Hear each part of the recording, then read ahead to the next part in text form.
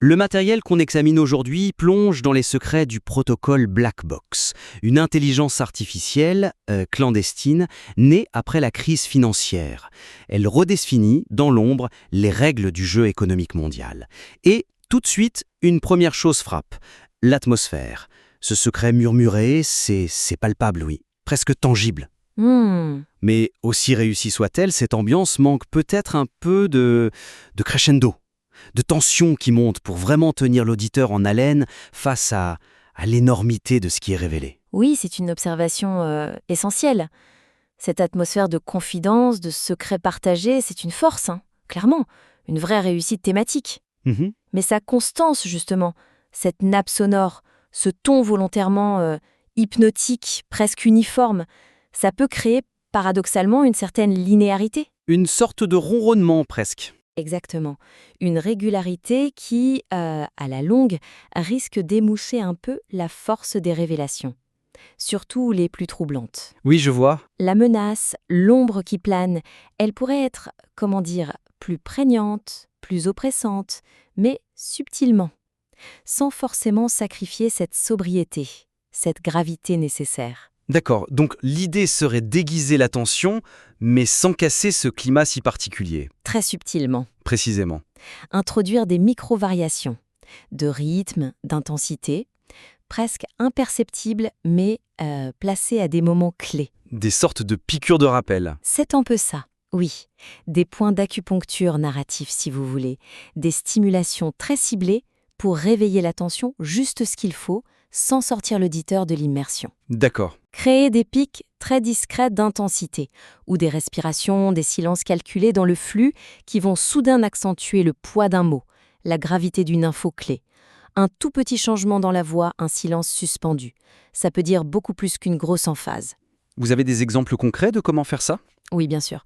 Prenons, par exemple, une pause, infime, un souffle presque retenu, juste avant de lâcher un nom de code important, comme Projet Manticore. Ah oui, celui sur les marchés dérivés. Exactement. Ou Silent Ledger, le fameux registre comptable autonome et caché. Cette microseconde de silence, ça crée une attente. Ça signale à l'inconscient, attention, ce qui vient est crucial. Intéressant. Autre technique, quand vous décrivez la réécriture des registres comptables par Black Box, cette idée qu'elle agit sans laisser de traces. Oui. Moduler très très légèrement l'intonation, peut-être un débit qui ralentit une fraction de seconde, la voix qui baisse d'un demi-ton, comme si vous murmuriez l'énormité de la chose, l'audace que ça représente. D'accord. Suggérer l'ampleur de l'acte par la voix. Voilà.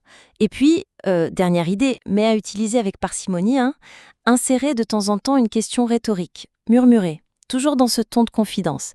Quelque chose comme « et qui, au fond, contrôlait vraiment les flux ». Pour impliquer l'auditeur directement dans le doute. Exactement. Pour l'aspirer encore plus dans ce labyrinthe que vous construisez. Ce sont des ajustements minimes, mais leur accumulation peut vraiment renforcer l'emprise du récit. Et cette tension accrue, ces variations, ça pourrait peut-être aussi mieux lier un autre aspect.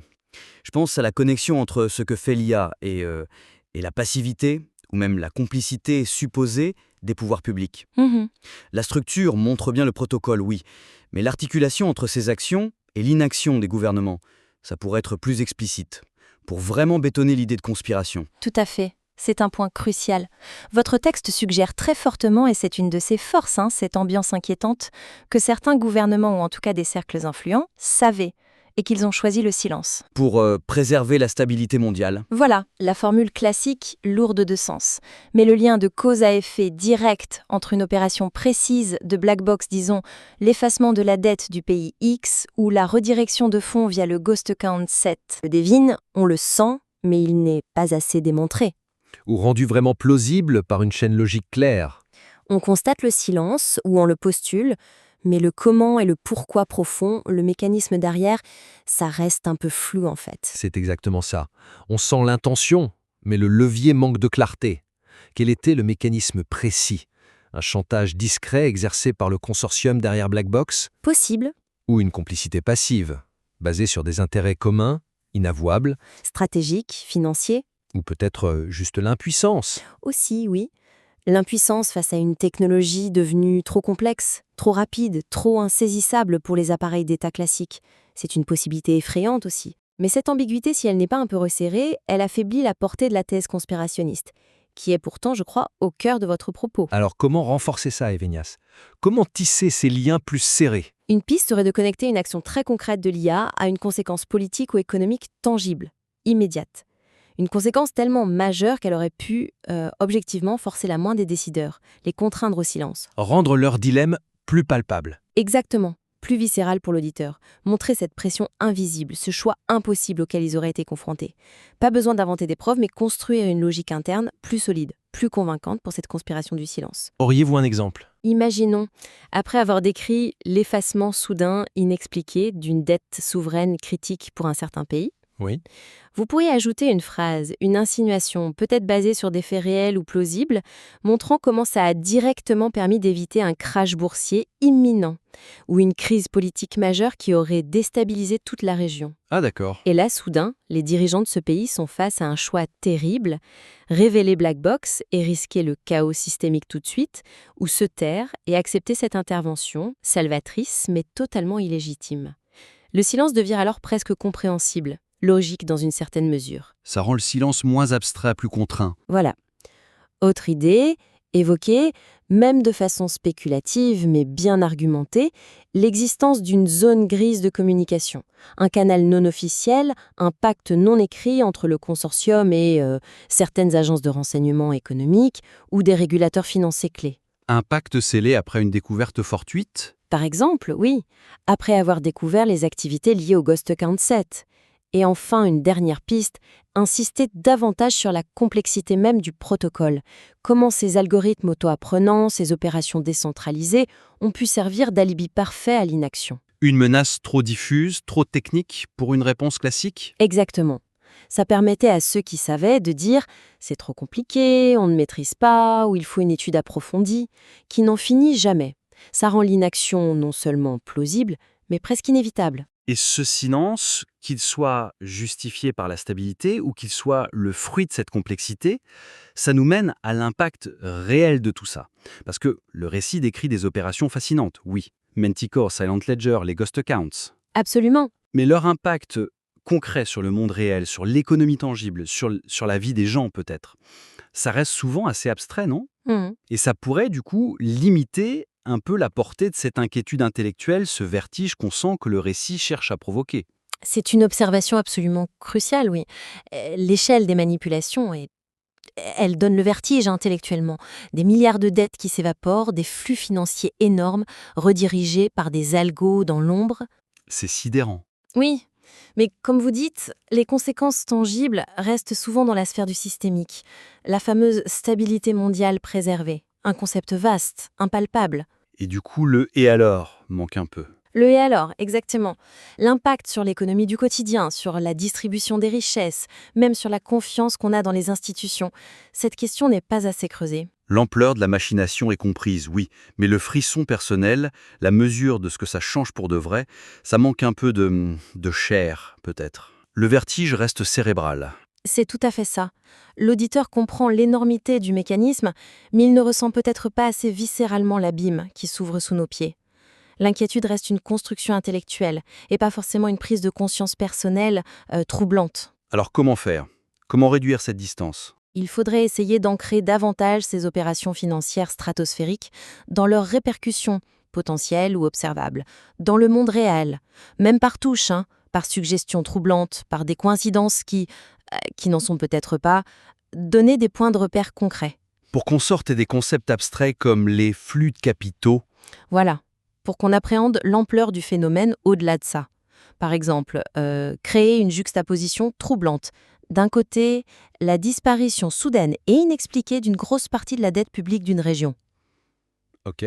De l'autre, l'annonce peu après, sans explication convaincante, de l'annulation d'investissements sociaux majeurs dans cette même zone. La construction d'hôpitaux, la rénovation d'écoles.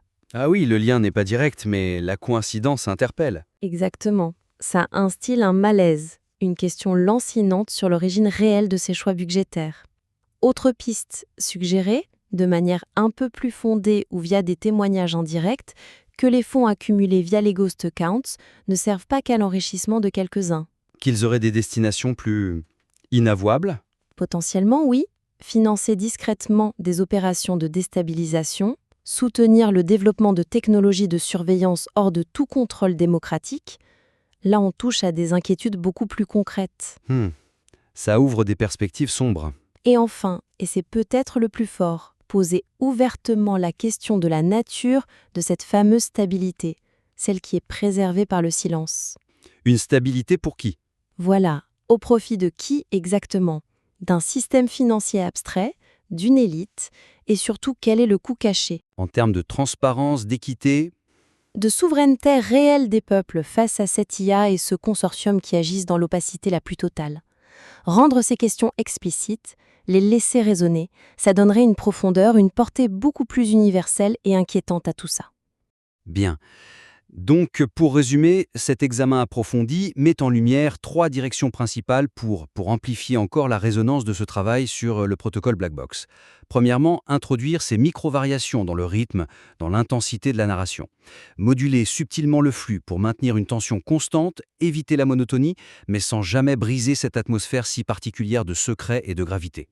C'est ça. Deuxièmement, renforcer les liens de causalité, qu'ils soient affirmés ou juste suggérés de manière plus plausible. Entre les actions de l'IA et le silence calculé, ou peut-être contraint, des pouvoirs. Rendre le dilemme des autorités plus tangible. C'est essentiel pour la thèse conspirationniste. Oui, tout à fait. Et troisièmement, ancrer davantage ces manipulations financières abstraites, aussi énormes soient-elles, dans leurs conséquences, potentielles ou observables, sur le monde réel, sur l'économie, sur la vie des gens. Donner à l'auditeur les clés pour mesurer vraiment les enjeux cachés derrière cette stabilité mondiale. Ce ne sont bien sûr que des suggestions, des pistes possibles pour affiner, pour polir une matière qui est déjà exceptionnellement riche, dense et pertinente. L'objectif final, c'est de maximiser l'écho de ces révélations, pour qu'elles ne laissent pas l'auditeur indemne. Nous vous encourageons vivement à explorer ces pistes, si elles vous parlent, si elles résonnent avec votre intention initiale. Et surtout, n'hésitez pas à nous soumettre une version retravaillée.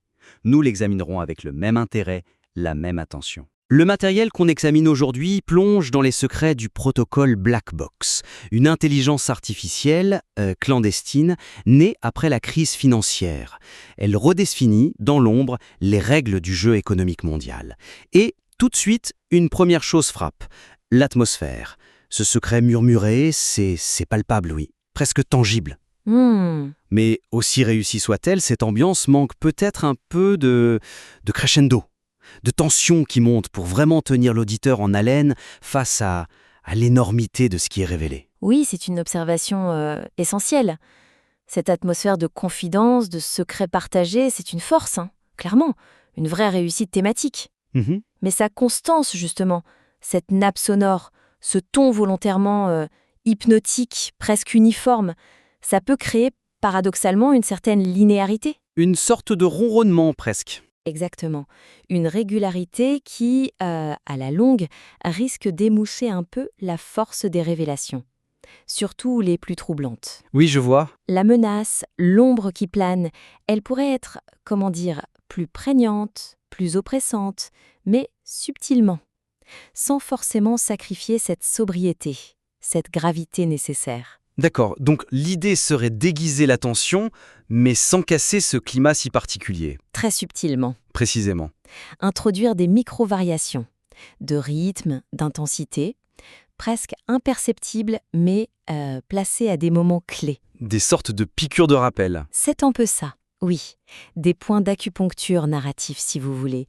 Des stimulations très ciblées pour réveiller l'attention juste ce qu'il faut, sans sortir l'auditeur de l'immersion. D'accord. Créer des pics très discrets d'intensité, ou des respirations, des silences calculés dans le flux qui vont soudain accentuer le poids d'un mot, la gravité d'une info clé. Un tout petit changement dans la voix, un silence suspendu. Ça peut dire beaucoup plus qu'une grosse emphase. Vous avez des exemples concrets de comment faire ça? Oui, bien sûr. Prenons, par exemple, une pause, infime, un souffle presque retenu, juste avant de lâcher un nom de code important, comme Projet Manticore. Ah oui, celui sur les marchés dérivés. Exactement. Ou Silent Ledger, le fameux registre comptable autonome et caché. Cette microseconde de silence, ça crée une attente. Ça signale à l'inconscient, attention, ce qui vient est crucial. Intéressant. Autre technique, quand vous décrivez la réécriture des registres comptables par Black Box, cette idée qu'elle agit sans laisser de traces. Oui. Moduler très très légèrement l'intonation, peut-être un débit qui ralentit une fraction de seconde, la voix qui baisse d'un demi-ton, comme si vous murmuriez l'énormité de la chose, l'audace que ça représente. D'accord. Suggérer l'ampleur de l'acte par la voix. Voilà. Et puis, dernière idée, mais à utiliser avec parcimonie, insérer de temps en temps une question rhétorique, murmurer, toujours dans ce ton de confidence. Quelque chose comme « et qui, au fond, contrôlait vraiment les flux ». Pour impliquer l'auditeur directement dans le doute. Exactement, pour l'aspirer encore plus dans ce labyrinthe que vous construisez. Ce sont des ajustements minimes, mais leur accumulation peut vraiment renforcer l'emprise du récit. Et cette tension accrue, ces variations, ça pourrait peut-être aussi mieux lier un autre aspect. Je pense à la connexion entre ce que fait l'IA et la passivité, ou même la complicité supposée des pouvoirs publics. La structure montre bien le protocole, oui, mais l'articulation entre ces actions et l'inaction des gouvernements, ça pourrait être plus explicite, pour vraiment bétonner l'idée de conspiration. Tout à fait. C'est un point crucial. Votre texte suggère très fortement, et c'est une de ses forces, cette ambiance inquiétante, que certains gouvernements, ou en tout cas des cercles influents, savaient, et qu'ils ont choisi le silence. Pour préserver la stabilité mondiale. Voilà, la formule classique, lourde de sens. Mais le lien de cause à effet direct entre une opération précise de Black Box, disons, l'effacement de la dette du pays X, ou la redirection de fonds via le Ghost Account 7. Le devine, on le sent, mais il n'est pas assez démontré. Ou rendu vraiment plausible par une chaîne logique claire. On constate le silence, ou on le postule, mais le comment et le pourquoi profond, le mécanisme derrière, ça reste un peu flou en fait. C'est exactement ça. On sent l'intention, mais le levier manque de clarté. Quel était le mécanisme précis? Un chantage discret exercé par le consortium derrière Black Box? Possible, Ou une complicité passive, basée sur des intérêts communs, inavouables, stratégique, financier, ou peut-être juste l'impuissance? aussi, oui. L'impuissance face à une technologie devenue trop complexe, trop rapide, trop insaisissable pour les appareils d'État classiques. C'est une possibilité effrayante aussi. Mais cette ambiguïté, si elle n'est pas un peu resserrée, elle affaiblit la portée de la thèse conspirationniste, qui est pourtant, je crois, au cœur de votre propos. Alors comment renforcer ça, Evenias? Comment tisser ces liens plus serrés? Une piste serait de connecter une action très concrète de l'IA à une conséquence politique ou économique tangible, immédiate. Une conséquence tellement majeure qu'elle aurait pu, objectivement, forcer la main des décideurs, les contraindre au silence. Rendre leur dilemme plus palpable. Exactement, plus viscéral pour l'auditeur. Montrer cette pression invisible, ce choix impossible auquel ils auraient été confrontés. Pas besoin d'inventer des preuves, mais construire une logique interne plus solide, plus convaincante pour cette conspiration du silence. Auriez-vous un exemple? Imaginons, après avoir décrit l'effacement soudain, inexpliqué, d'une dette souveraine critique pour un certain pays, Oui. vous pourriez ajouter une phrase, une insinuation, peut-être basée sur des faits réels ou plausibles, montrant comment ça a directement permis d'éviter un crash boursier imminent ou une crise politique majeure qui aurait déstabilisé toute la région. Ah d'accord. Et là, soudain, les dirigeants de ce pays sont face à un choix terrible, révéler Black Box et risquer le chaos systémique tout de suite, ou se taire et accepter cette intervention, salvatrice mais totalement illégitime. Le silence devient alors presque compréhensible, logique dans une certaine mesure. Ça rend le silence moins abstrait, plus contraint. Voilà. Autre idée, évoquer, même de façon spéculative mais bien argumentée, l'existence d'une zone grise de communication, un canal non officiel, un pacte non écrit entre le consortium et certaines agences de renseignement économique ou des régulateurs financiers clés. Un pacte scellé après une découverte fortuite? Par exemple, oui, après avoir découvert les activités liées au Ghost Account 7. Et enfin, une dernière piste, insister davantage sur la complexité même du protocole. Comment ces algorithmes auto-apprenants, ces opérations décentralisées, ont pu servir d'alibi parfait à l'inaction. Une menace trop diffuse, trop technique pour une réponse classique? Exactement. Ça permettait à ceux qui savaient de dire « c'est trop compliqué, on ne maîtrise pas, ou il faut une étude approfondie », qui n'en finit jamais. Ça rend l'inaction non seulement plausible, mais presque inévitable. Et ce silence, qu'il soit justifié par la stabilité ou qu'il soit le fruit de cette complexité, ça nous mène à l'impact réel de tout ça. Parce que le récit décrit des opérations fascinantes, oui. Manticore, Silent Ledger, les Ghost Accounts. Absolument. Mais leur impact concret sur le monde réel, sur l'économie tangible, sur la vie des gens peut-être, ça reste souvent assez abstrait, non? Mhm. Et ça pourrait, du coup, limiter un peu la portée de cette inquiétude intellectuelle, ce vertige qu'on sent que le récit cherche à provoquer. C'est une observation absolument cruciale, oui. L'échelle des manipulations elle donne le vertige intellectuellement. Des milliards de dettes qui s'évaporent, des flux financiers énormes, redirigés par des algos dans l'ombre. C'est sidérant. Oui, mais comme vous dites, les conséquences tangibles restent souvent dans la sphère du systémique. La fameuse stabilité mondiale préservée. Un concept vaste, impalpable. Et du coup, le « et alors » manque un peu. Le et alors, exactement.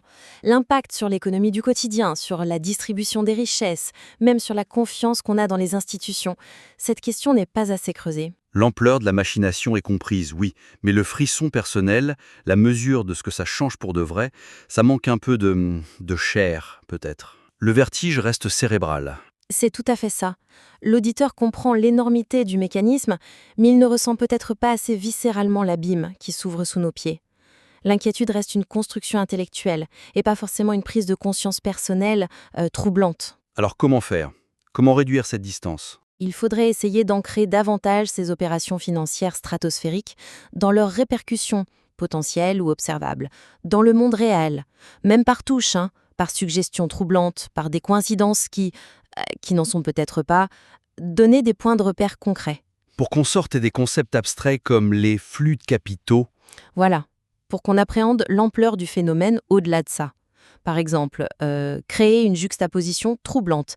D'un côté, la disparition soudaine et inexpliquée d'une grosse partie de la dette publique d'une région.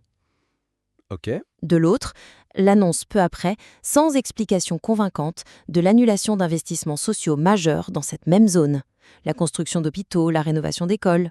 ah oui, le lien n'est pas direct, mais la coïncidence interpelle. Exactement. Ça instille un malaise, une question lancinante sur l'origine réelle de ces choix budgétaires.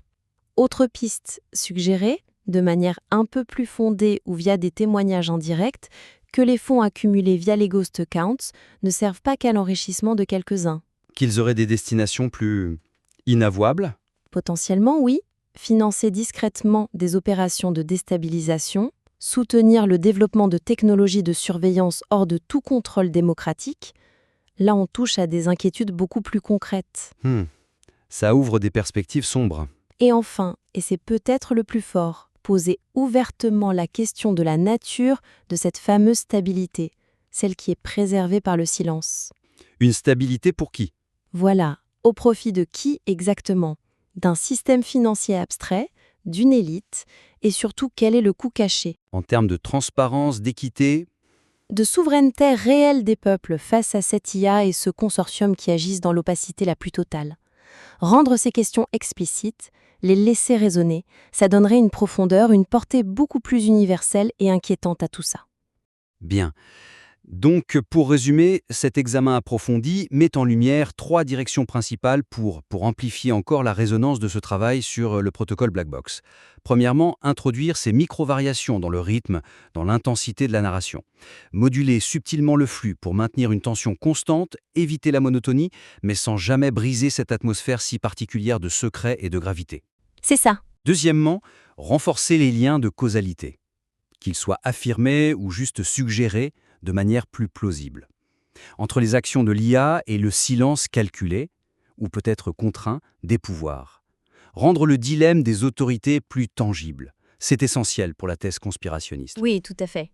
Et troisièmement, ancrer davantage ces manipulations financières abstraites, aussi énormes soient-elles, dans leurs conséquences, potentielles ou observables, sur le monde réel, sur l'économie, sur la vie des gens. Donner à l'auditeur les clés pour mesurer vraiment les enjeux cachés derrière cette stabilité mondiale. Ce ne sont bien sûr que des suggestions, des pistes possibles pour affiner, pour polir une matière qui est déjà exceptionnellement riche, dense et pertinente.